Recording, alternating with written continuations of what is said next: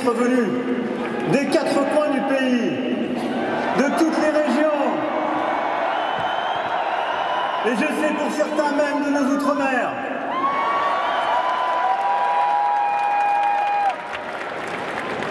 Je suis heureux d'être parmi vous aujourd'hui. Nous sommes là, dans la plus grande salle d'Europe, pour dire que nul ne nous fera reculer. Nous sommes là, dans ce moment marqué par la guerre, la gravité, pour rappeler que la France a toujours quelque chose à dire au monde. Nous sommes là pour affirmer que nous, Français, n'en avons fini ni avec l'humanisme, ni avec les Lumières.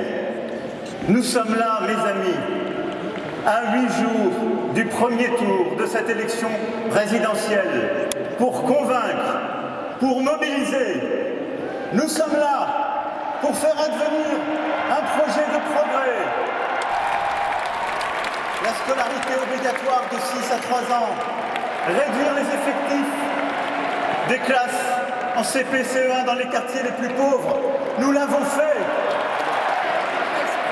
pour permettre à notre jeunesse de trouver sa voie. Il fallait développer l'apprentissage jusqu'à doubler le nombre d'apprentis. Nous l'avons fait.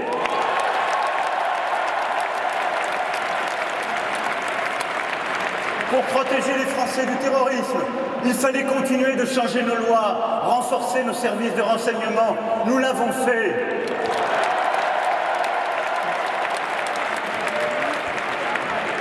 Et je n'oublie à ce moment aucune des victimes de tous nos attentats, nos blessés, les familles de toutes ces victimes.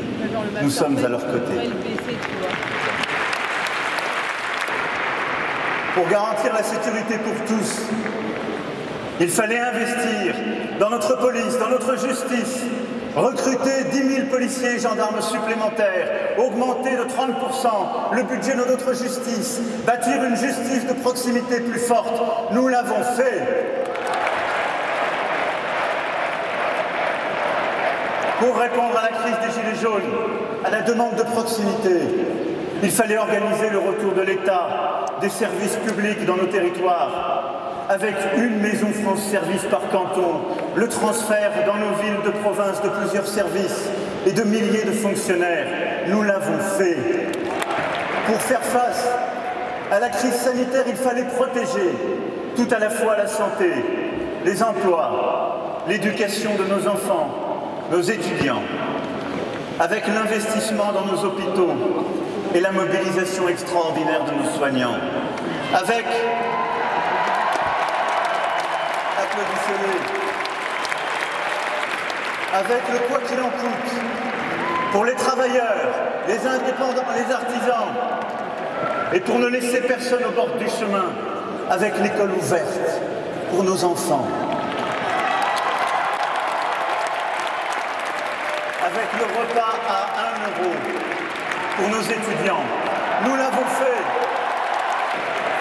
Et tant d'autres quotidiens ainsi améliorés. Ce jeune garçon en situation de handicap qui ne pouvait aller à l'école et qui, grâce au recrutement, à la titularisation de milliers d'accompagnants, suit désormais la classe avec les autres.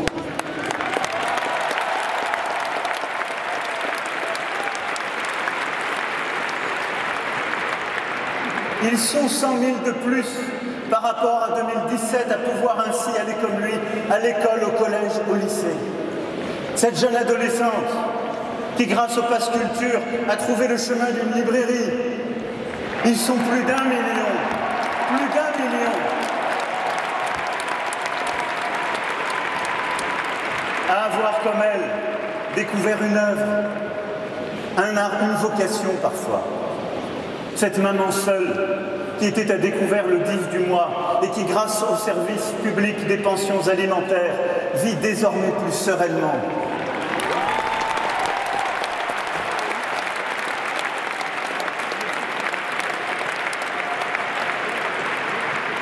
Ce couple de femmes qui, grâce à la procréation médicalement assistée, a pu avoir l'enfant dont elle parlait depuis des années.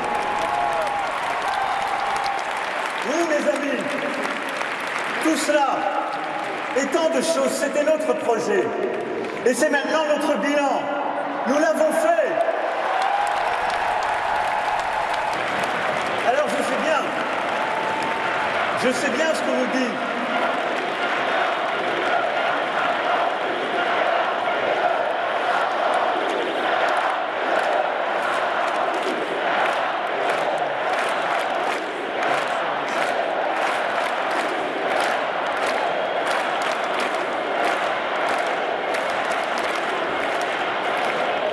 Je sais bien qu'on nous dit qu'on ne gagne pas sur un bilan, mais c'est le vôtre, celui de votre travail, de votre engagement. Malgré les crises, nous ne nous sommes jamais arrêtés. Soyez-en fiers.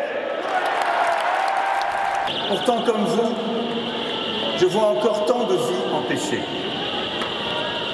Comme vous.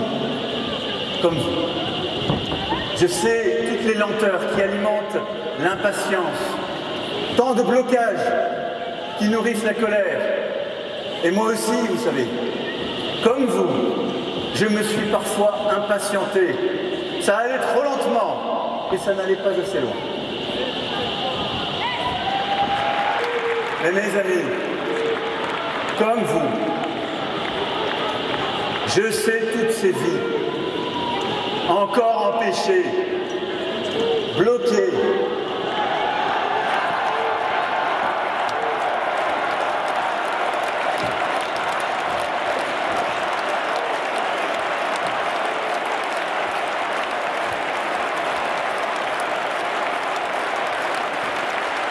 comme vous, je vois les difficultés à finir le mois, les situations d'insécurité, les difficultés qui se multiplient parfois, et tant de progrès à accomplir pour faire reculer l'extrémisme.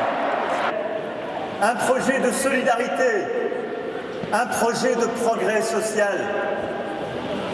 Oui, comme vous mes amis, je ne me résoudrai jamais à ce que des Français qui travaillent voient tout leur salaire partir en plein d'essence, en facture, en loyer, et renoncent finalement à offrir un cadeau à leur enfant. C'est injuste. Alors, dès cet été,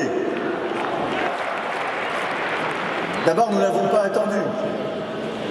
Face à ce défi du pouvoir d'achat, le gouvernement s'est déjà mobilisé depuis des mois. C'est l'équivalent de plus de 20 milliards d'euros par an pour protéger les ménages face aux hausses d'électricité, de gaz, et les bloquer. C'est aussi ce qui a permis de résister face à toutes les augmentations, dont celle de l'essence. C'est depuis hier la ristourne décidée. Mais il nous faut aller plus loin. Le vrai pouvoir d'achat, c'est celui qui vient du travail, qui est durable, par lequel, quand on travaille, on gagne plus. C'est pourquoi, dès cet été, je veux permettre aux travailleurs de pouvoir toucher une prime de pouvoir d'achat allant jusqu'à 6 000 €, sans charge ni impôt. Dès cet été, les travailleurs indépendants gagneront davantage. 550 € de plus chaque année au niveau du SMIC. Et parce qu'à nouveau, ces 5 années de plus doivent être les 5 années du travail, du mérite, de la liberté. Nous devons continuer d'avancer et nous créerons le compte épargne-temps universel. Ce compte suivra chaque salarié tout au long de sa vie. Il sera mobilisable dans les moments clés de la vie, soit pour souffler, avoir du temps, soit pour accélérer ses projets et avoir de l'argent. Oui, je ne me résoudrai jamais, à ce qu'après une vie de travail, des retraités puissent encore manquer d'argent et devoir aller à l'aide alimentaire. C'est injuste.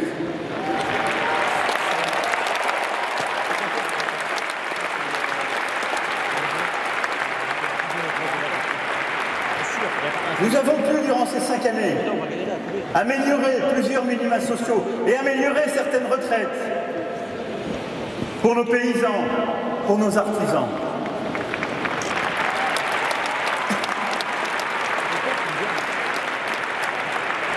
Mais dans les prochains mois, ensemble, je veux que nous portions à 1 100 € la pension minimale de retraite pour une carrière complète.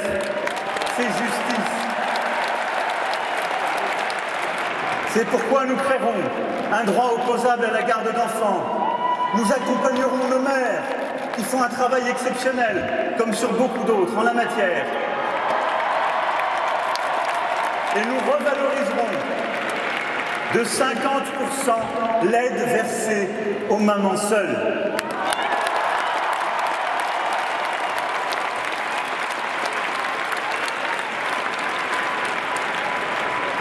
Je ne me résoudrai jamais à laisser des familles dans l'angoisse, rester sans solution face au grand âge. C'est injuste. Nous le savons, l'un des défis des années qui viennent est ce vieillissement. C'est une chance, mais un défi. Nous prendrons en charge les travaux pour adapter les logements des personnes les plus âgées. Nous proposerons 2 heures d'aide à domicile en plus par semaine pour tous. Pour que tous ceux qui le peuvent puissent rester chez eux.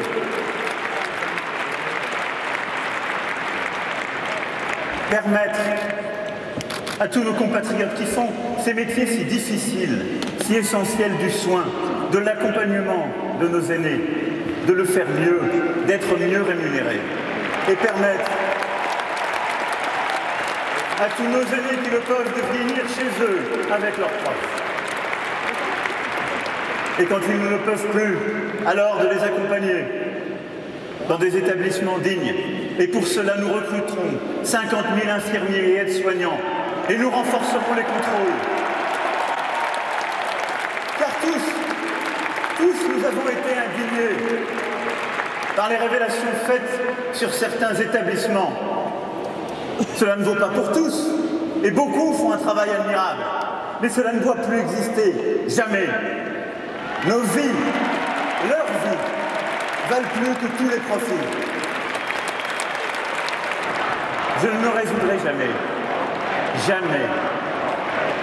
à ce qu'on puisse faire des économies au détriment des Français les plus précaires, les plus modestes, tandis que d'autres fraudent. C'est injuste. On a tout entendu sur nos aides sociales, tout. Mais nous avons appris ensemble, durant ces 5 années. Nous avons mis en place le fameux prélèvement à la source. Il a permis d'être plus juste et de lutter contre la fraude. Et bien maintenant, ce que je veux faire pour les 5 années qui viennent, c'est la solidarité à la source, celle qui permettra de manière plus simple, plus efficace, de verser ces aides à toutes celles et ceux qui en ont besoin et de lutter contre tous les fraudeurs. Je ne me résoudrai jamais à ce que, face aux crises, notre jeunesse sombre dans la solitude, le désespoir parfois. C'est injuste. C'est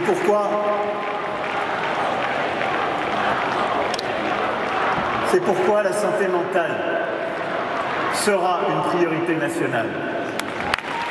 Je ne me résoudrai jamais non plus à ce que nos étudiants abandonnent parce qu'ils sont livrés à eux-mêmes dans le maquis des premières années de l'université. C'est injuste.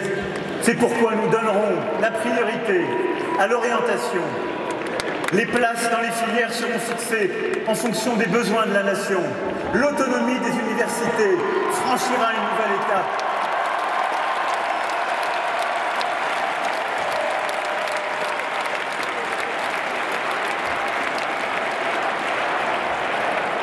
Je ne me résoudrai jamais à voir des quartiers entiers de notre République être stigmatisés, n'avoir parfois pas les mêmes chances. C'est injuste. À Marseille, nous avons lancé une dynamique inédite, ce que j'appellerais un laboratoire de volonté. Marseille en grand.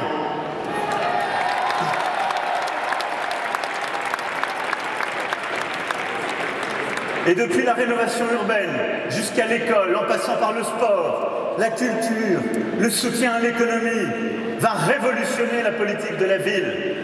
Alors oui, nous nous appuyons sur cette expérience, mais aussi sur ce que nous avons fait en doublant le budget de la rénovation urbaine, en ouvrant 300 cités éducatives, en formant à l'emploi. Nous irons plus loin. Nous aimons nos ruralités. Nous avons tant fait avec leurs habitants. Alors oui, nous finirons de couvrir tout le territoire en très haut débit, en réseau mobile, comme nous poursuivrons la réouverture des petites lignes ferroviaires.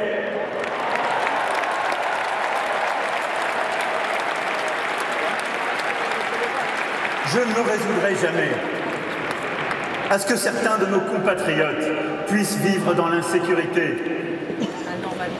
La présence des forces de l'ordre sur la voie publique sera doublée.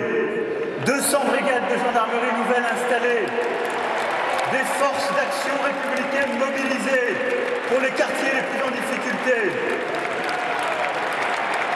Et la sécurité, ne l'oubliez jamais, c'est aussi notre justice. C'est pourquoi nous créerons 8500 postes de magistrats, de personnel de justice, pour juger plus vite, en proximité, pour que nulle part il ne puisse plus y avoir quelque impunité. Je ne me résoudrai jamais, jamais, comme vous. Je ne me résoudrai jamais et je me battrai toujours. Oui. Et comme nous nous sommes battus sans relâche, durant ces 5 années, je veux, mes amis, que nous continuions à voir grand, que nous continuions à tenir cette promesse française de justice, de progrès. Voilà ce que je voulais, en quelques mots à la cavalcade, vous présenter des progrès concrets que nous avons ensemble bâtis. Essentiel. Ce que nous avons, sans relâche là aussi, conduit durant ces 5 années. La grande cause de l'égalité entre les femmes et les hommes.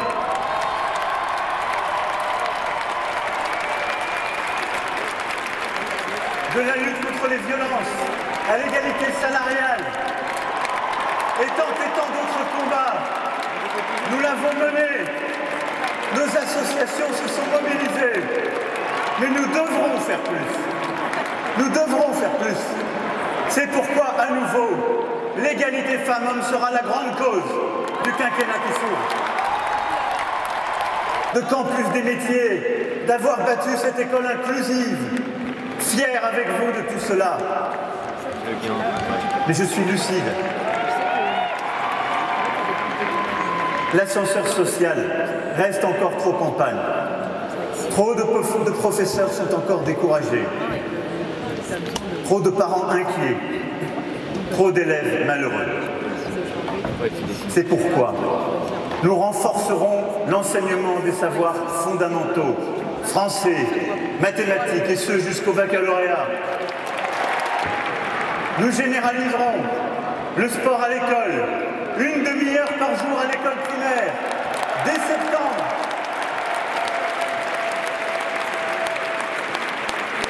Car nous devons faire de notre pays cette grande nation sportive pour la santé de nos enfants, de nos adolescents, du pays. Nous renforcerons l'enseignement artistique et culturel, tout en déployant le pass culture au collège, car la culture à l'école, c'est permettre à un enfant, à un adolescent, dont la famille n'a pas de bibliothèque, qui elle n'a pas pu apprendre, d'accéder au beau, à ce qui nous dépasse, ce qui nous donne une raison de vivre, même quand tout semble perdu, notre culture. Nous ferons du collège le lieu où l'on apprend à mieux connaître les métiers et à s'orienter. Et nous accompagnerons mieux les adolescents dans ces moments charnières, en particulier la classe de 6e, comme la classe de seconde.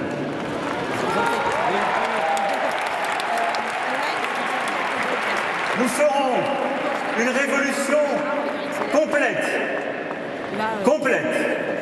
du lycée professionnel, une voie d'excellence. Les enseignants, comme les lycéens le méritent.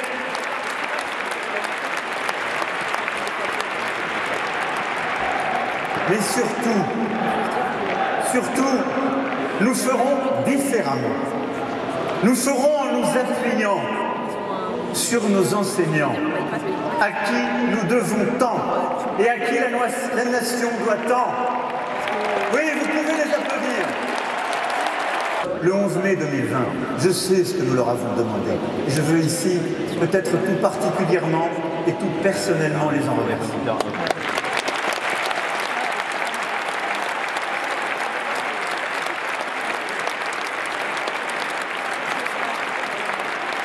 Alors, pour leur permettre d'exercer pleinement leur mission, instruire nos enfants et faire des républicains, nos instituteurs, nos professeurs seront mieux rémunérés et plus libres de proposer, libres d'innover, d'expérimenter, comme ils sont tant à vouloir le faire, d'essayer d'autres méthodes dans la classe et de pouvoir les partager, libres de leur carrière, libres de choisir un établissement pour son projet pédagogique singulier et de s'extraire des mouvements géographiques qui parfois les assignent à résidence.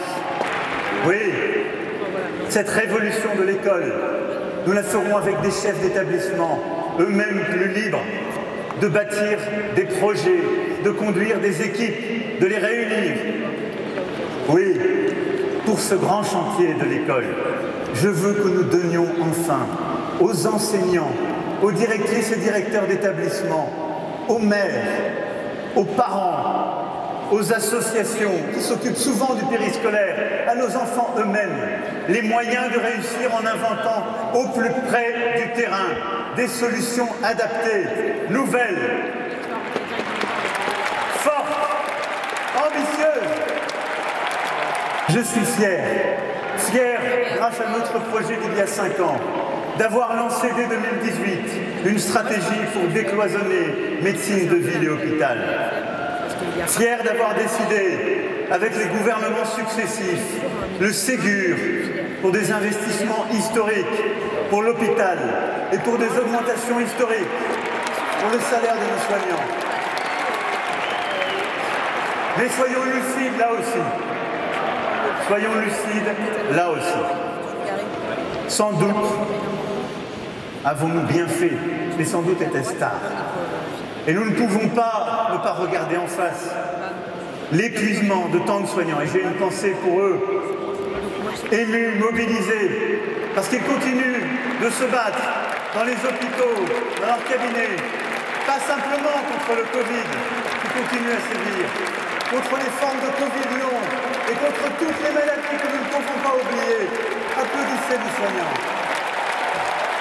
Pourquoi la perte de sens? Parce que trop de postes manquent. Ils manquent pourquoi? Parce qu'il y a eu des découragements. Parce que les vacataires, c'est vrai ce que vous dites, ont trop souvent été pris. Mais parce que les emplois pérennes n'étaient pas assez bien payés, ou parfois pas pourvus. Parce que le système s'est bloqué lui-même sur ses incohérences.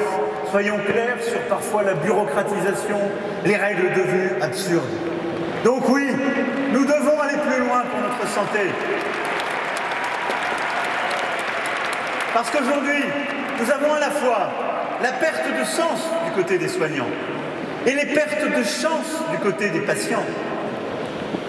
Avec ce qu'on appelle les déserts médicaux, dans tant de nos campagnes, dans tant de nos quartiers, nos compatriotes ne trouvent plus les soins à portée de rendez-vous.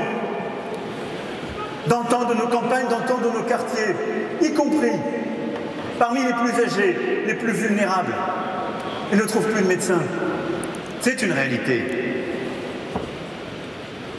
Ces déserts médicaux, on sait ce que ça produit. De l'inégalité devant la maladie. Parce qu'on sait comment ça se passe. On renonce à un rendez-vous parce qu'il n'y a pas de consultation possible. Il y a un deuxième. Et puis ce qui aurait pu être arrêté ou prévenu s'aggrave. Les pertes de chance. C'est cela ce que nous vivons. Et l'inégalité en matière de santé ne pourra être combattue que si précisément nous arrivons à conjurer ces déserts médicaux. C'est contre cela, contre ces inégalités d'accès aux soins indignes de nous, que nous agirons. C'est pour cela, d'abord, que nous développerons la prévention. Nous avons déjà mis en place des diagnostics, qu'on appelle 10 pour nos jeunes enfants. Nous avons mis en place des diagnostics dont nous sommes si fiers à juste titre, en particulier pour détecter plus tôt les différentes formes d'autisme chez nos enfants et chez les plus jeunes. Et en disant cela, la salle s'éclaire de ce bleu qui va avec, en effet, ce jour de l'autisme où nous sommes. Et je veux ici que nous pensions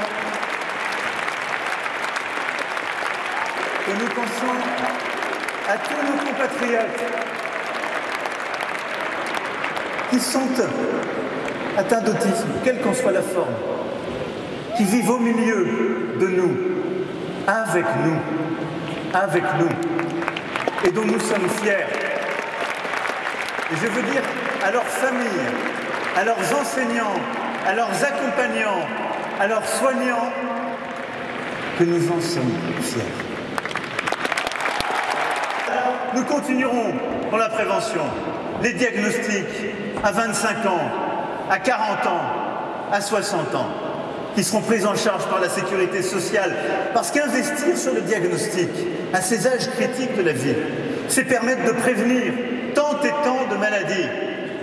C'est un investissement dans l'humain, mais un investissement rentable aussi.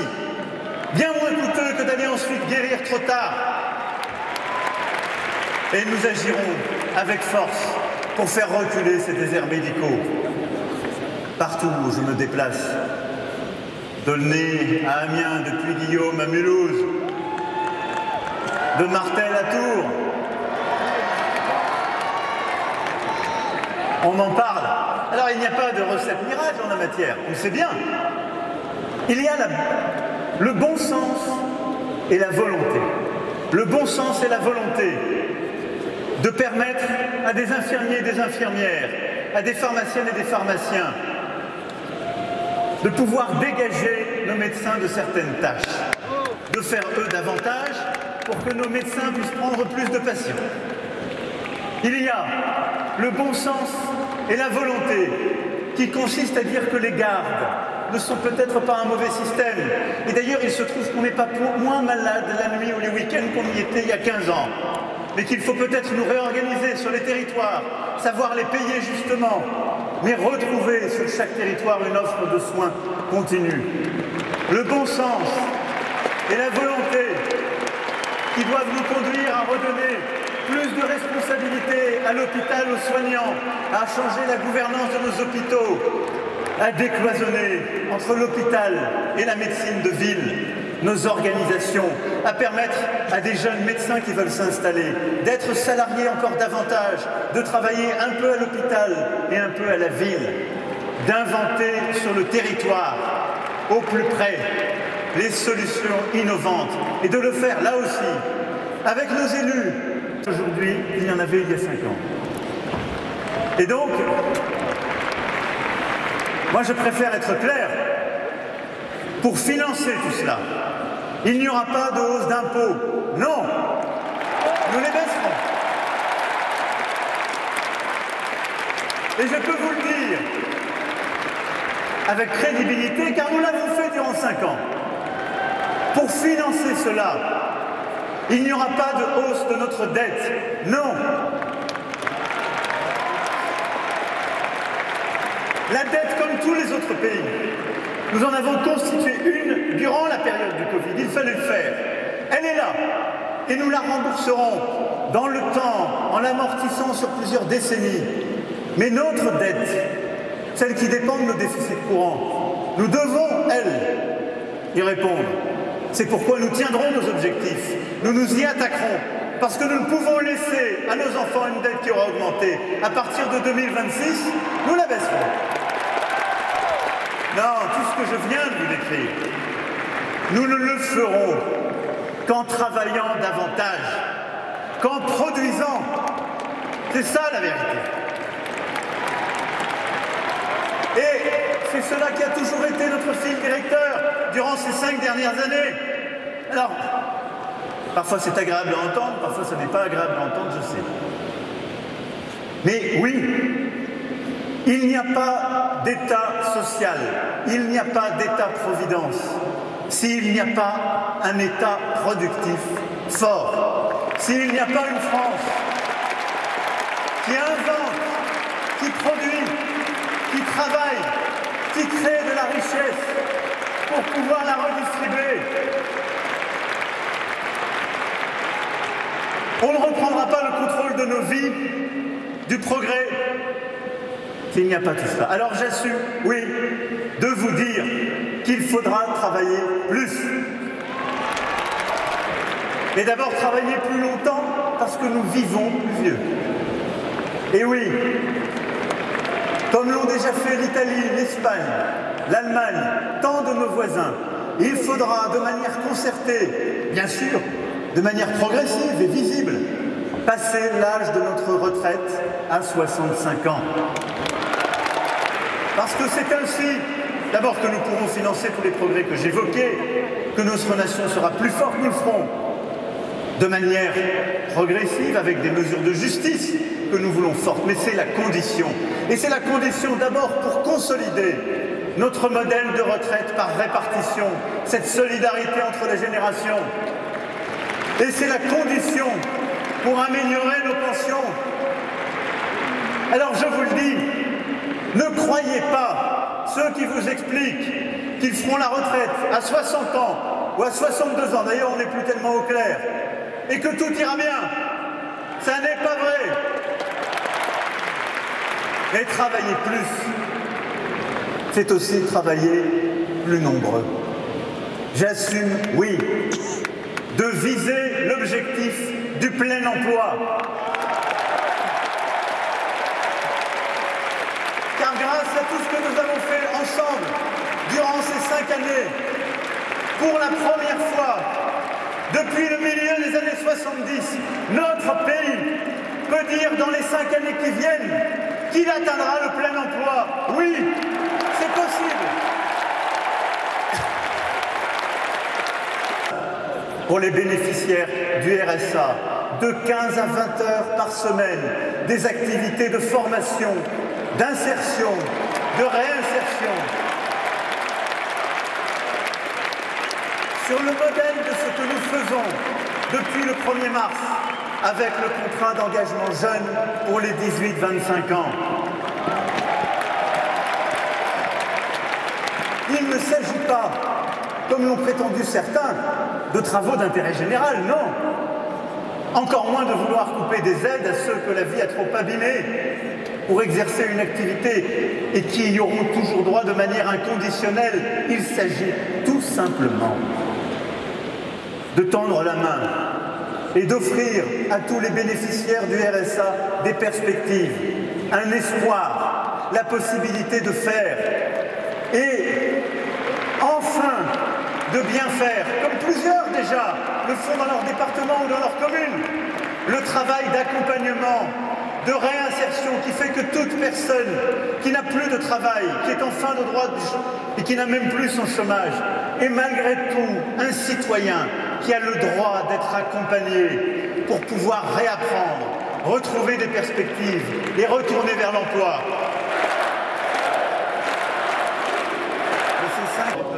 Aux martyrs de Mariupol, à ces femmes, à ces enfants ukrainiens qui, laissant toute leur vie derrière eux, fuient les armes et attendent le cœur serré des nouvelles de leur mari, de leur père.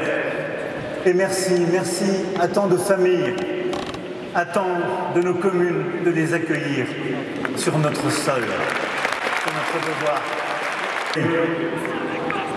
Le monde de paix que nous avions fini par croire éternel, le monde de marche en avant continue du progrès que nous avions fini par croire inébranlable, tout cela semble se défaire sous nos yeux.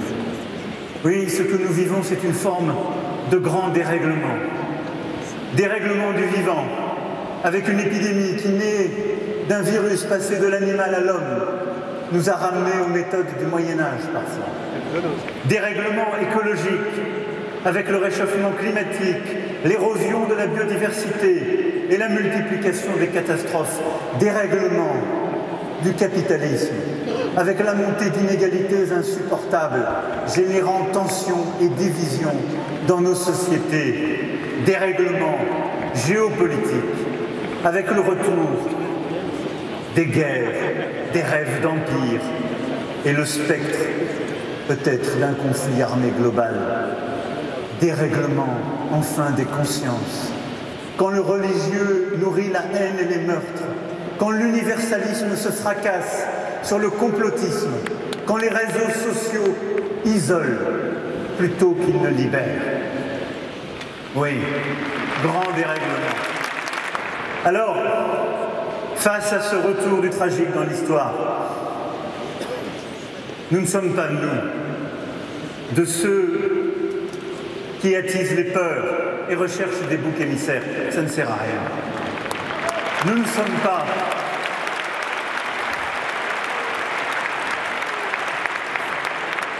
sommes pas non plus de ceux qui nous résignent. Nous nous battons, mais nous nous battons avec l'esprit critique, le goût de l'universalisme, l'amour de la vérité.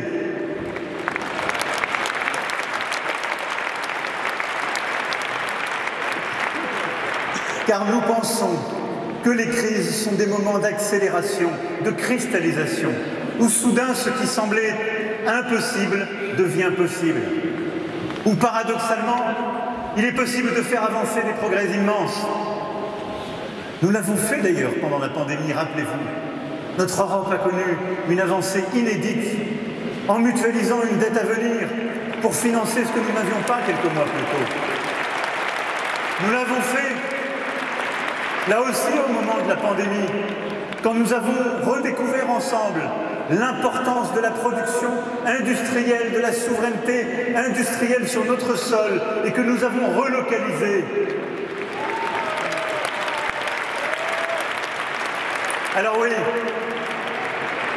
nous pensons que les crises sont des moments où ceux qui savent voir loin, pensent le temps long, font preuve d'optimisme, peuvent initier des changements d'époque. Voilà notre ambition. Et ce changement d'époque, mes amis, il se fera par l'Europe, il se fera par la France. C'est pourquoi nous ne lâcherons rien de notre combat pour l'idéal européen. Oui,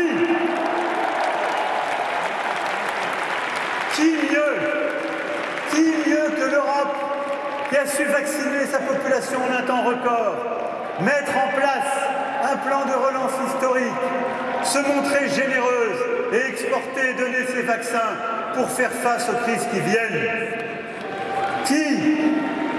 Qui mieux que l'Europe pour s'immiscer dans le duopole qui s'installe entre les États-Unis et la Chine?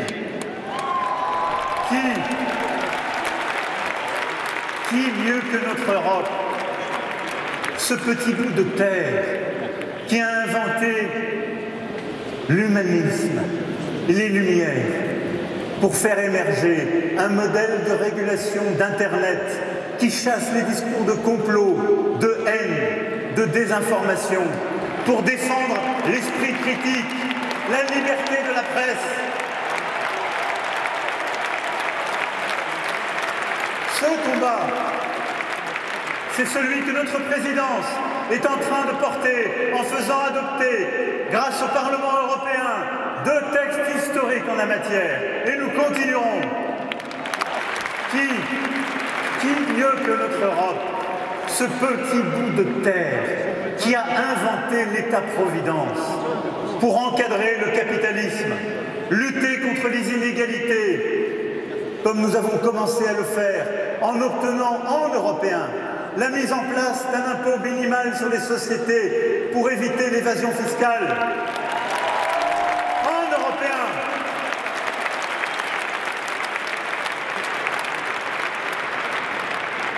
Oui, ces derniers jours, j'ai entendu parler beaucoup d'évasion fiscale et de cabinets américains. Bon. Simplement, je voulais rappeler à tous ceux qui s'en indignent, qu'ils les ont à chaque fois utilisés dans leur collectivité ou gouvernement.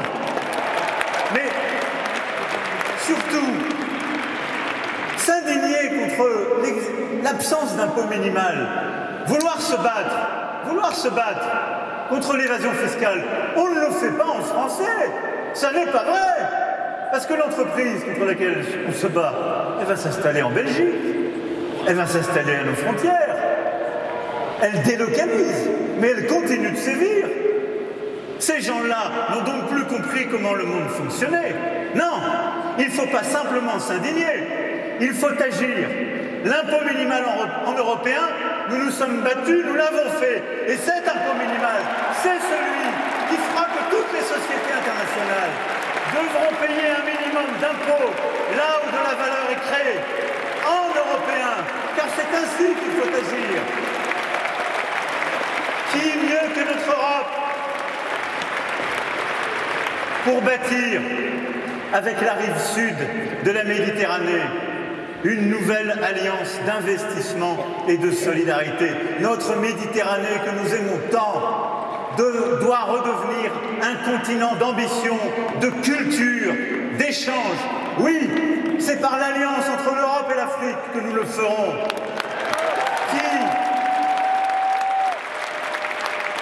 Qui mieux que l'Europe pour répondre à la crise alimentaire mondiale qui est en train de commencer à cause de la guerre. Plusieurs pays, du Caucase au Proche et Moyen-Orient jusqu'à l'Afrique, sont en train de manquer. C'est en Européens, par l'Europe, que nous répondrons à cette crise qui vient. Qui mieux que l'Europe pour réussir la neutralité carbone en 2050, pour entraîner les nations du monde dans le combat climatique, le combat du siècle. Et je suis fier que notre pays ait été parmi les premiers au printemps 2018 à avoir porté cette ambition européenne de la neutralité carbone 2050. Nous y sommes tous et nous le ferons. Qui mieux que l'Europe pour protéger nos frontières en engageant une refondation de l'espace Schengen, en préservant l'asile véritable pour accueillir les combattants de la liberté que nous devons accueillir et protéger, et en combattant les mafias qui font trafic des êtres humains, en luttant contre l'immigration clandestine. Sur ce sujet, nous n'avons aucune leçon à recevoir. Nous avons doublé nos forces de sécurité intérieure aux frontières pour les protéger. Nous avons parfois même mobilisé notre armée quand c'était nécessaire. Nous avons agi en Européens pour démanteler les filières. Mais si nous voulons aller plus loin, et nous le ferons, alors oui, il nous faut engager une simplification drastique de nos procédures, rendre notre politique de lutte contre l'immigration clandestine plus efficace, mais en Européens, bâtir ce nouvel espace de protection et de sécurité. L'Europe sera là pour assurer notre indépendance au travers d'une défense commune et repenser un ordre international nouveau.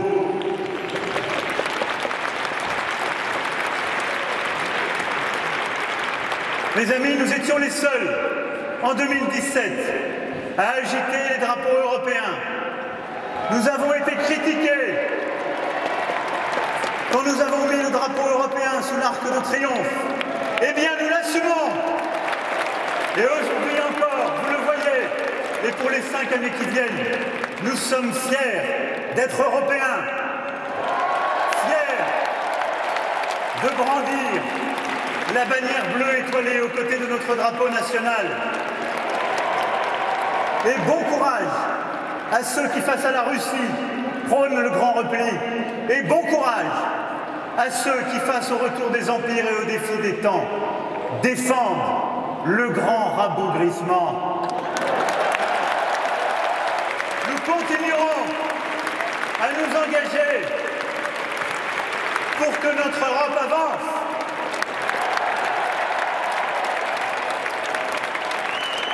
Mais mes amis, notre Europe avancera, mais rien de tout cela.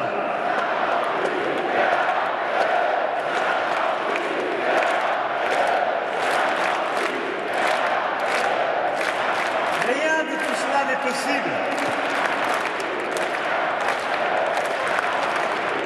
Rien ne pourra se faire sans la France, sans raviver la flamme de cet esprit si singulier qu'est l'esprit français. Face à ceux qui veulent asservir les peuples, étouffer les consciences, faire taire les différences, il n'y a pas plus puissant, en effet, que la force inspirante de la liberté. Face au fanatisme islamiste qui sème la mort, face au séparatisme qui veut installer dans la République la règle de quelques-uns et le règne du plus fort, il n'y a pas plus puissant que la vigueur apaisée de la laïcité.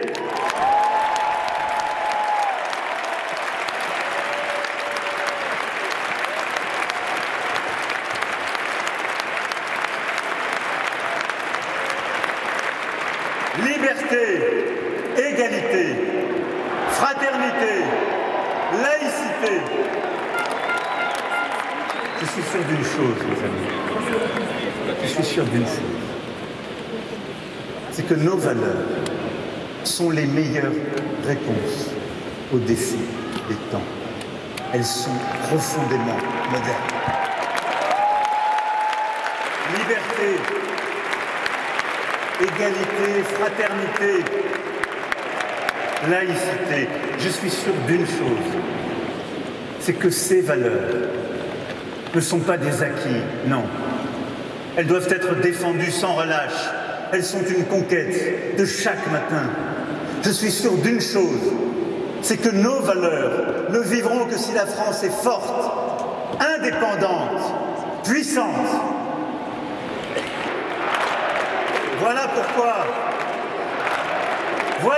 notre projet est aussi un projet d'indépendance et de puissance française. Oui, pour pouvoir porter ces valeurs pour nous-mêmes et pour le monde. Puissance militaire d'abord.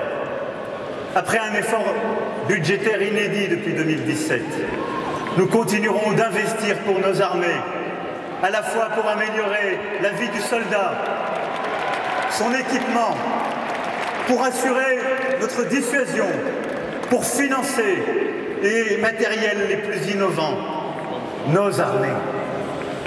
Nous généraliserons le service national universel et réaffirmerons le lien armée-nation. Notre objectif est clair, nous préparer dans le nouveau contexte que nous vivons à affronter une guerre qui peut advenir et nous préparer aussi à toutes les nouvelles menaces, du cyber aux nouvelles conflictualités maritimes ou spatiales. Puissance diplomatique, de paix et d'équilibre aussi. C'est parce que la France a son histoire, ce modèle d'armée complète, sa place dans le concert des nations, que nous pouvons jouer ce rôle. Et je le dis ici avec beaucoup de clarté. Nous sommes une nation européenne, fière de l'être, bâtissant en Europe notre ambition. Et nous ne sommes les vassaux de personne. Nous poursuivrons donc une politique et une diplomatie indépendante,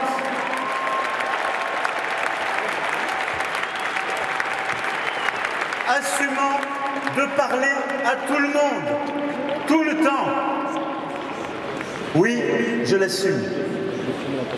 Le rôle de la France est de ne pas céder au grand clivage qui paralyse, mais de savoir échanger avec chaque région, chaque puissance, de continuer à bâtir des alliances nouvelles de l'Indo-Pacifique au Proche et Moyen-Orient, de continuer à agir pour inventer des solutions pour le Liban tant aimé, l'Arménie si proche, de continuer à œuvrer pour bâtir ce nouvel ordre international multilatéral qui, dans les années qui viennent, devra être repensé.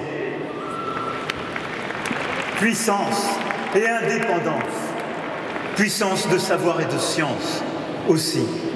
Nous ne cesserons pas de défendre la science ouverte.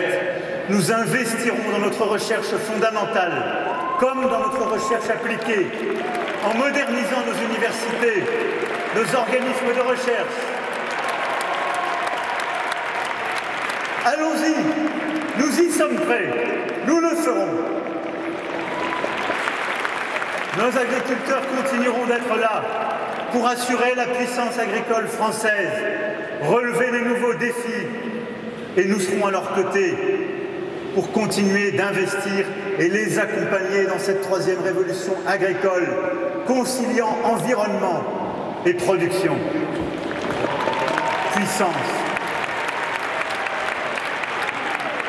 Puissance d'innovation et puissance industrielle, car il n'y a aucune fatalité.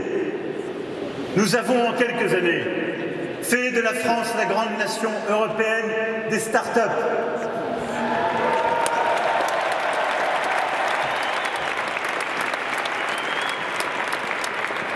Nous avons recréé des emplois industriels dans notre pays, relocalisé les productions industrielles.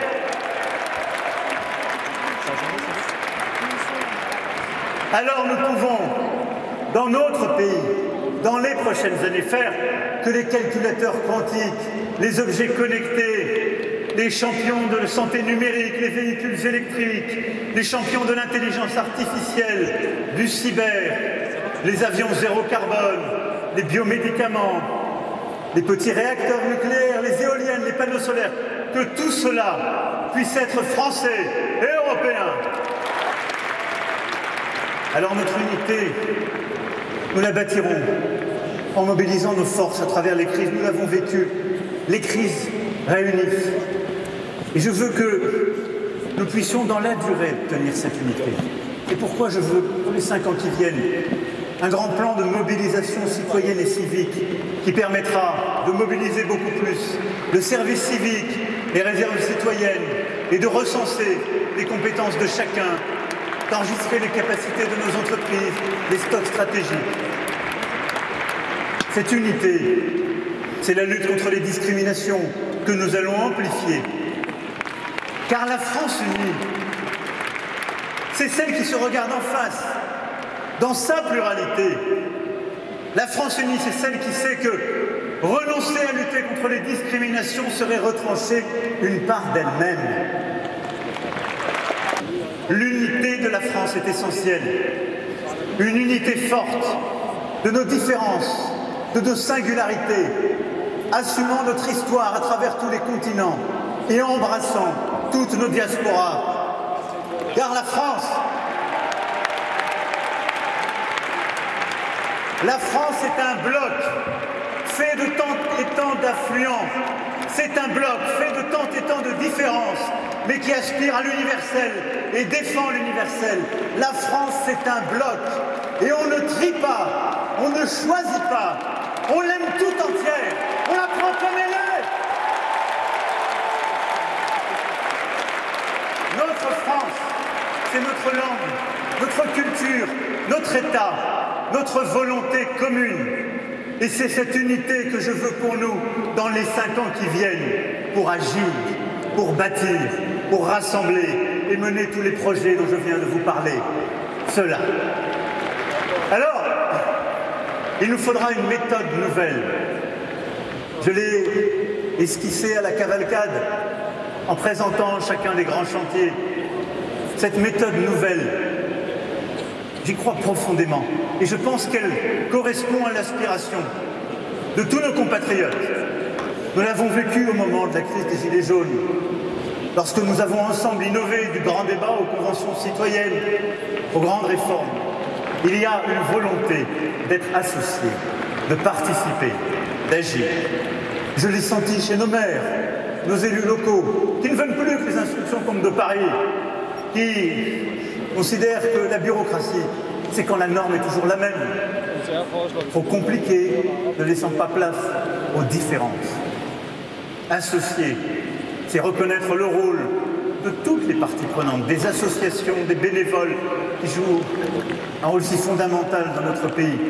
Et c'est faire que celles et ceux qui agissent puissent aussi décider et faire pour eux-mêmes. Et ces grands chantiers de l'école ou de la santé que j'évoquais tout à l'heure, ce sont aussi des méthodes radicalement de faire, différentes. Oui, ce que je veux que nous puissions bâtir, c'est au fond, en quelques mois, de définir les grands axes, les objectifs et les moyens que nous mettrons, et de donner la liberté sur le terrain d'apporter les réponses, de le faire autour des élus qui savent le faire dès qu'il y a une crise. Nous l'avons vu, dès qu'il y a une crise, des inondations, des incendies. Que se passe-t-il? On n'attend pas la circulaire qui descend pour agir. Nos pompiers, nos forces de sécurité intérieure, nos militaires sont à l'action, formidables. Nos élus réagissent avec eux leurs équipes. Mais nous savons faire sans contrainte. Parce que l'intelligence collective est là. Il réagit, invente. Cette méthode, je crois que c'est celle que nous devons, ensemble, collectivement inventer. C'est pourquoi, vous l'avez compris, avec vous n'est pas simplement un slogan. C'est une méthode profonde, exigeante, à laquelle je me livrerai, et comme vous le constatez pour ceux qui en doutaient, l'énergie est encore là, et à laquelle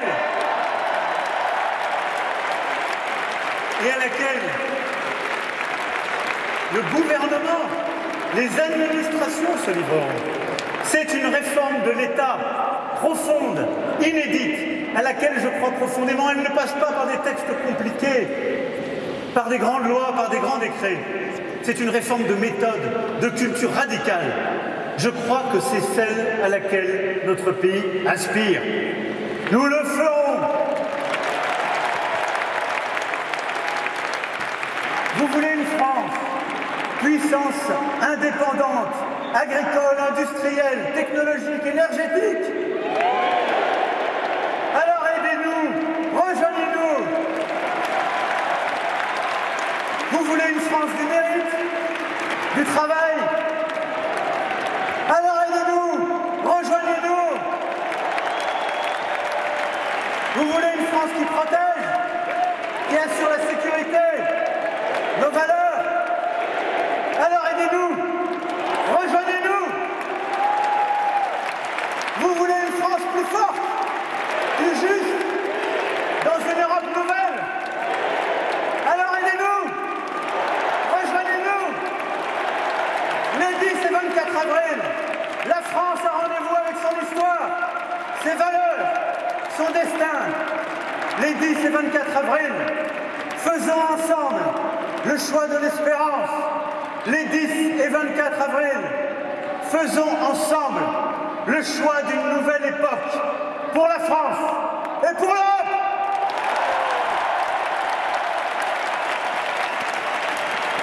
Vive la République et vive la France!